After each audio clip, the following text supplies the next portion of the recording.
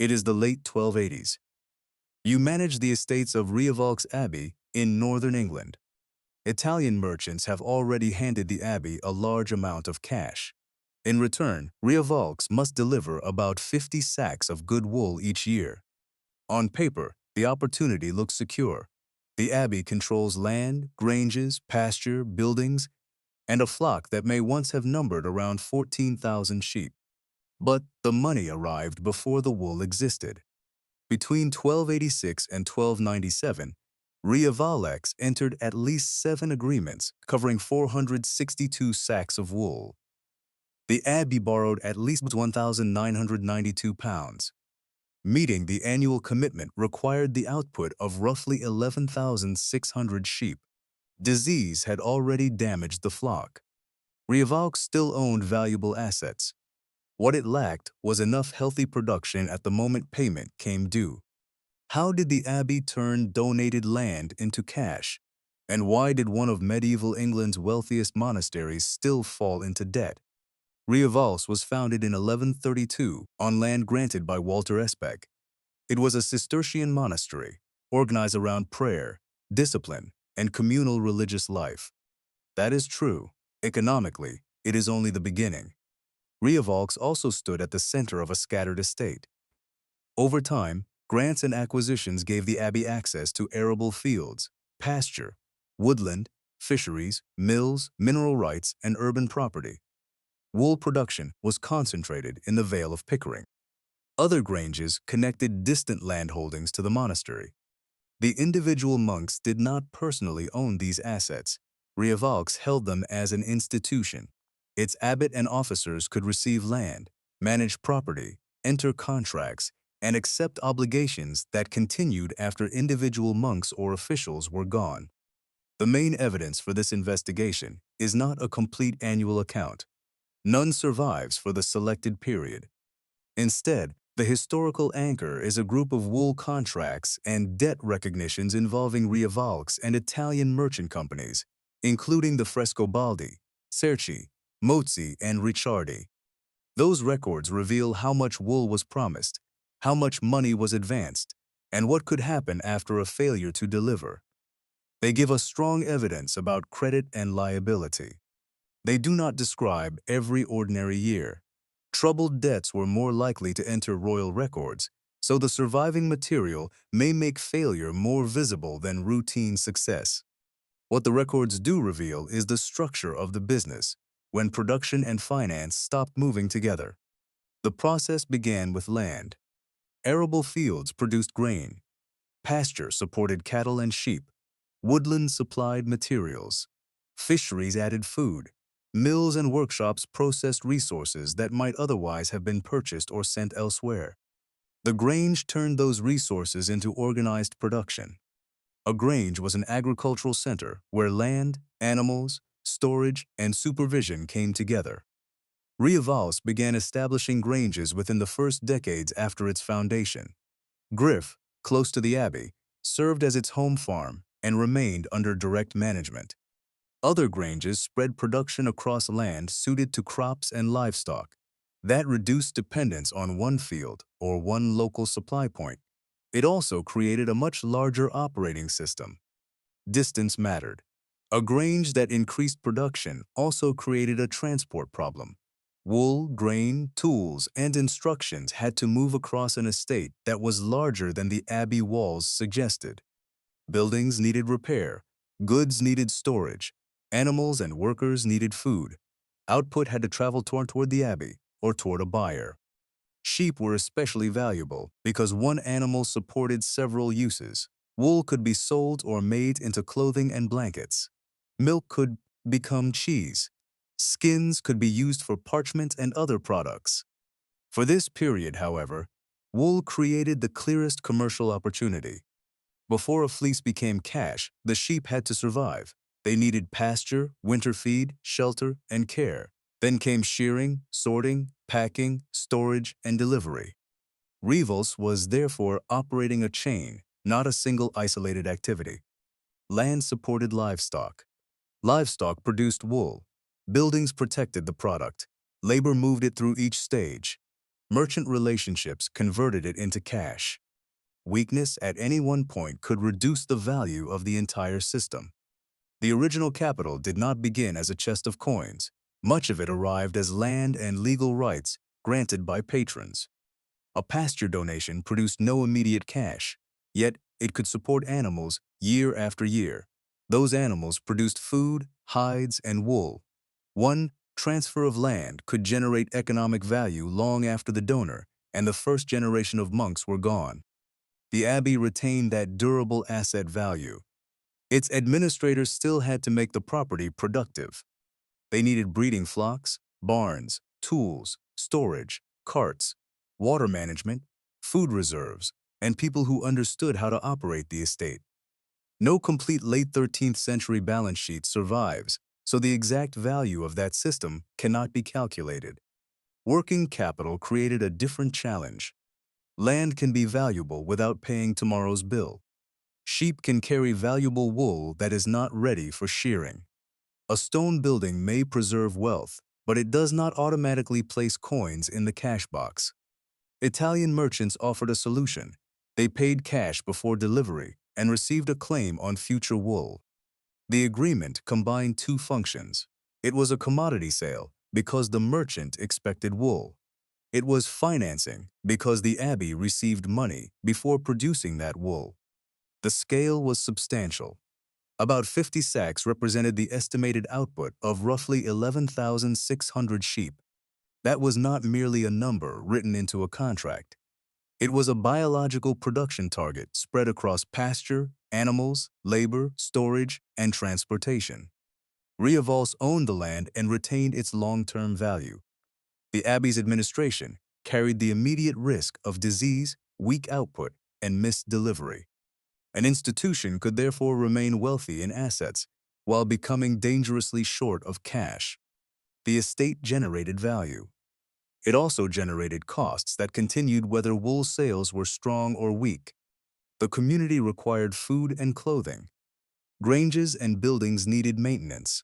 Sheep needed pasture, winter feed, shelter, and care. Estate administration continued when production fell. Existing debts still had to be addressed. Some expenses could decline with output. Fewer sacks might mean less packing and transportation. Other costs moved much more slowly. A breeding flock could not be abandoned without damaging future production. Skilled estate knowledge could not be replaced overnight. A leaking barn still mattered if it protected grain, tools, or wool. Labor adds another cost that is easy to miss. Lay brothers commonly managed Cistercian granges.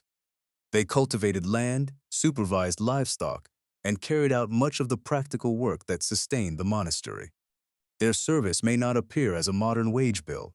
It was not free. Rievaulx still provided food, lodging, clothing, training, and long-term institutional support. The same principle applies when monks contributed administrative or physical work. Low cash wages do not mean low economic labor costs.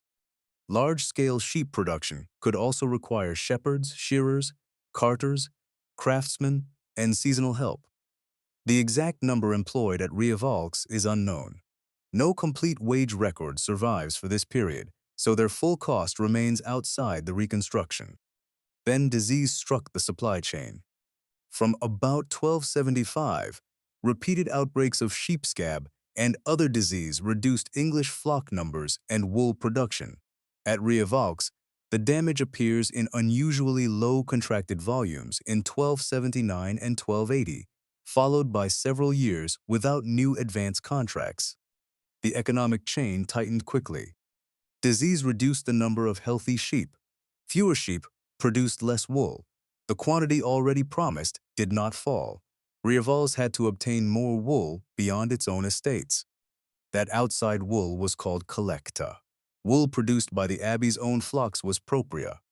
Collecta created another layer of spending.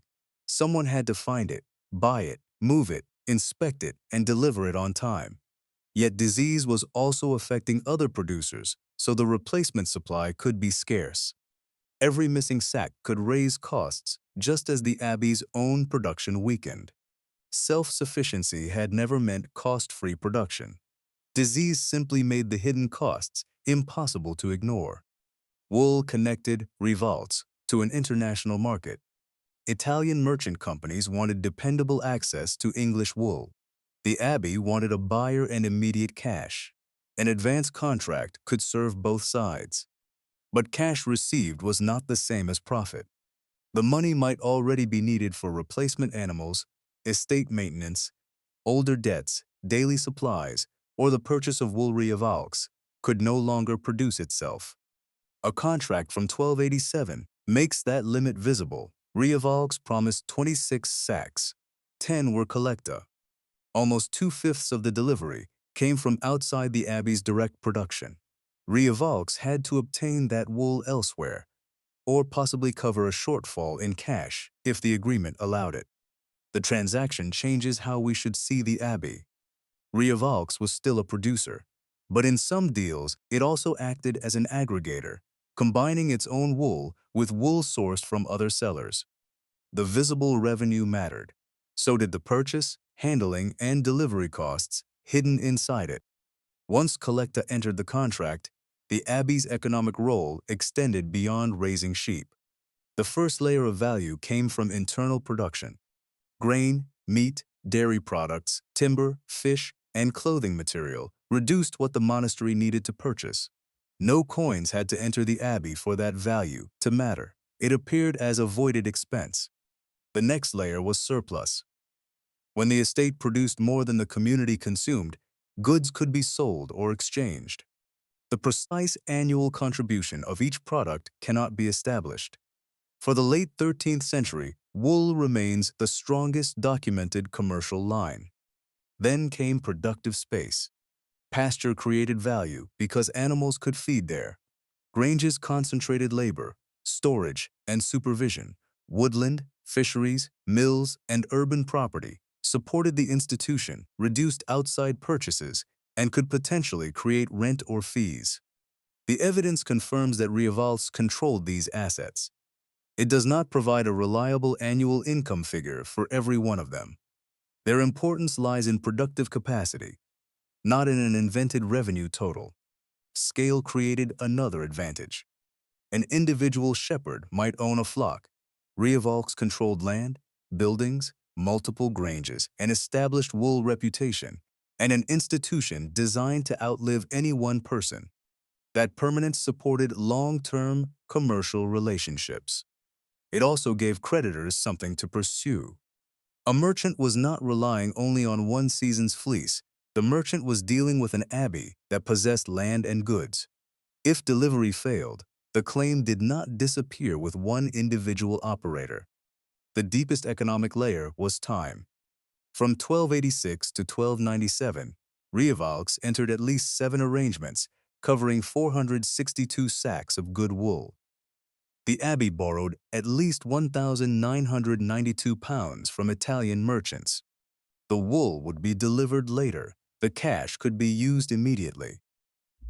For the merchant, the agreement secured future access to a valuable commodity.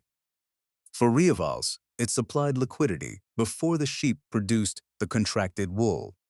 One document performed both functions. It was a sale and a financing arrangement. This is the central reframe. Rievaulx was not simply selling wool. It was turning wool that had not yet grown into cash it could spend immediately. The Abbey monetized space because donated land generated recurring production. It monetized time because future output created present cash. That cash could help replace sheep, maintain the estate, purchase supplies, or bridge the months before shearing. But the mechanism worked only while future production remained strong enough to honor the decision already made. The cash could leave the Abbey quickly. The obligation stayed. An advance supplied present cash and created a fixed future delivery. The contract specified quantity. It could also require acceptable quality. Damaged or inferior wool might not satisfy the merchant. Rievaulx's reputation helped it obtain financing, but reputation could not substitute for performance. Reliable delivery protected merchant relationships. Failure could lead to renegotiation, further borrowing, or legal enforcement. These agreements operated within a developed system of registered commercial debt. Producers could acknowledge receipt of the money and allow merchants to seek compensation from lands and goods after default. Rievaulx's durability therefore worked in two directions. Its property and institutional continuity made the Abbey credible enough to receive large advances. Those same assets gave creditors something valuable to pursue. The central liability was simple. The contract did not shrink when the flock shrank. Disease could reduce production in one season. The deadline and quantity remained. Rievaulx then needed collecta, cash, a new agreement, or a negotiated settlement. Otherwise, it failed to perform. The advance solved an immediate liquidity problem. It left the Abbey carrying the production risk. Disease came first. A sick or dying flock produced less wool. Many of the costs of operating the estate continued. Then came the risk of overcontracting. A healthy flock might support a large delivery. A recovering flock might not. Yet the Abbey could need new advances precisely because disease had weakened its productive base. Collecta seemed to offer an escape, but when disease affected producers across England, replacement wool became scarce as well. Rievaulx needed more outside supply. At the same moment, the market had less to offer. Refinancing added another layer. A new advance could help replace sheep, purchase missing wool, or satisfy an earlier creditor. It also created another promise against future production. Finance intended to restore the flock could claim part of the recovery before it arrived. The Abbey itself could not pause for a season. The community still required support. Buildings and granges still needed maintenance. Surviving animals still needed feed and care. The failure chain is therefore not a single bad contract. A respected Abbey receives cash advances. It commits future wool. The money is spent before delivery. Disease reduces the flock.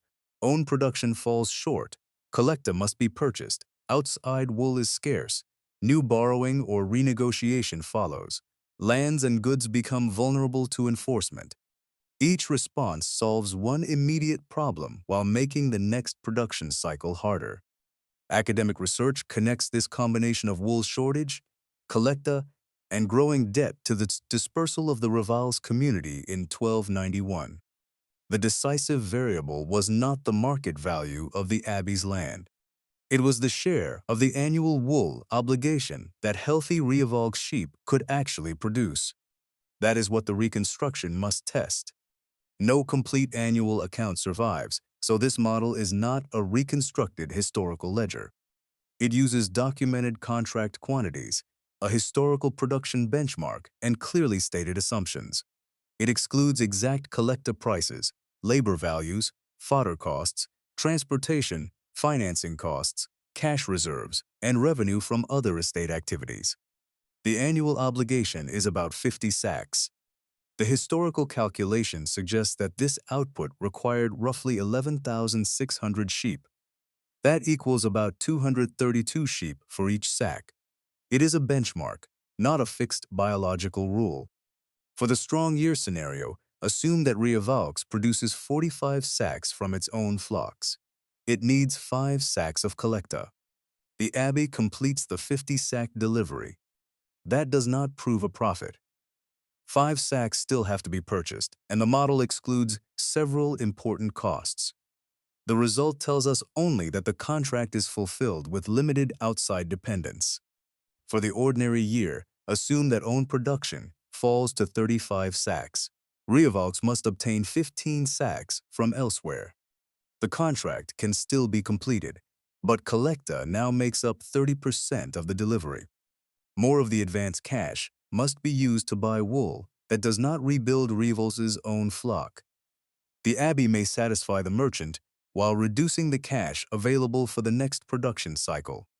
For the weak year, assume that Rievaulx produces 25 sacks and can secure only 10 sacks of collecta. 15 sacks remain missing. The Abbey must renegotiate, settle the shortfall in cash if possible, borrow again, or face enforcement. Some handling and transportation costs decline because less wool exists. The community, buildings, surviving flock and older obligations still require support. The comparison identifies the real threshold. Rievaulx does not merely need to sell 50 sacks. It needs to produce enough propria and purchase the remaining collecta cheaply enough to deliver 50 sacks without consuming the cash required for the following year. A strong year may fulfill the agreement without creating durable wealth. An ordinary year may hide a shrinking cash reserve. A weak year can create a shortfall that survives into the next contract. This is a delivery and liquidity stress test. It is not a profit calculation. The historical outcome shows that the pressure became real. The Rievaulx community was dispersed in 1291 amid a wider crisis of wool production and monastic debt. That was not the permanent end of the Abbey. Rievaulx continued and survived until its suppression under Henry VIII in 1538. The late 13th century crisis still reveals how far a liquidity failure could spread, while the underlying estate remained valuable. In stronger periods, the economic chain was powerful. Land supported crops and animals. Estate production supplied the community. Surplus supported trade. Trade produced cash. Cash could be reinvested in livestock, buildings, tools, and reserves. Over time, that process could preserve durable institutional wealth. The crisis broke that sequence. Wool had been promised before it existed. Cash had been received before delivery. Disease weakened the productive base. Outside wool became necessary. Creditors still held their claims. So how did Rievaulx turn donated land into cash? It converted endowments into productive assets.